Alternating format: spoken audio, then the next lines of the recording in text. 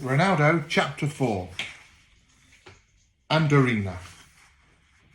Happy birthday, Fernando shouted as he arrived at the house in Quinta de Falco. Cristiano was pleased to see his godfather, but mainly he was very excited about getting his birthday present to celebrate turning 7. Fernando was captain of Andorina, and he knew how much Cristiano loved football. Surely he had bought him the perfect gift. But Fernando's gift came in a square box. As he unwrapped the present, Cristiano couldn't hide his disappointment. It was a toy car. "Don't you like it?" Fernando asked. "Say thank you," Dolores told her son. "Thanks," Cristiano said. "I was just hoping that it would be my own football." The next year, Fernando bought him that perfect present, and Cristiano took it everywhere with him. There was always time to practice a few new tricks.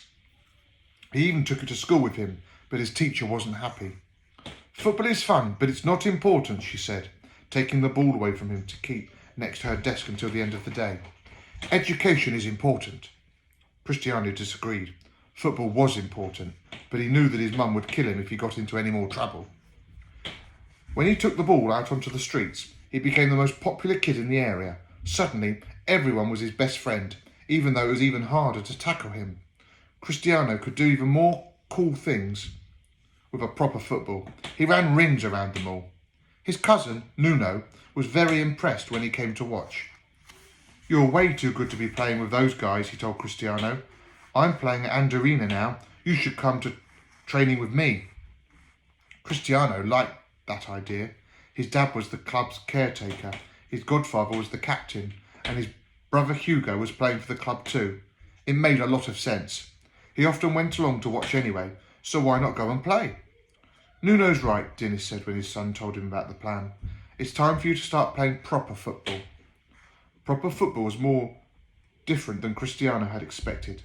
The Andorina pitch was completely flat and everyone had their own team shirt. They warmed up a lot with lots of running and stretches. And the training sessions weren't just a big match. The coach put out cones and made them do passing and dribbling exercises. "It's like being a professional," Cristiano told Nuno happily. He had developed his style and confidence in the street football, but as a football club, he could learn about tactics and how to make the most of his talent. Cristiano was training with boys who were 2 or 3 years older than him, and they looked much bigger and stronger. Cristiano was tall for an 8-year-old, but he was very skinny. When you performed as many tricks as he did, defenders were always going to foul you.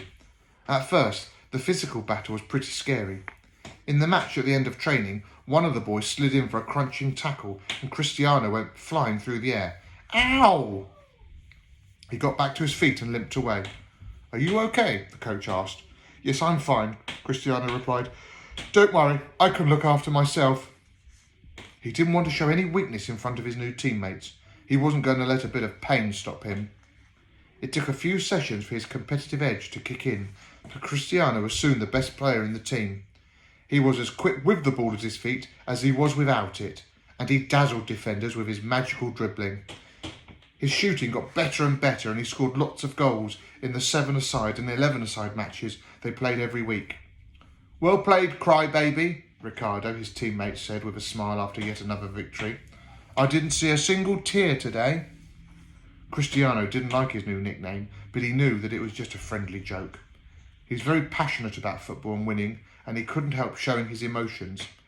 If a teammate was selfish and tried to score himself rather than pass them to Cristiano, he cried. "I was right there! I would have scored!" If a teammate dared to criticise him for not passing, he cried. "I'm the best player and I'm helping us to win." And if the team lost a match, he cried and cried.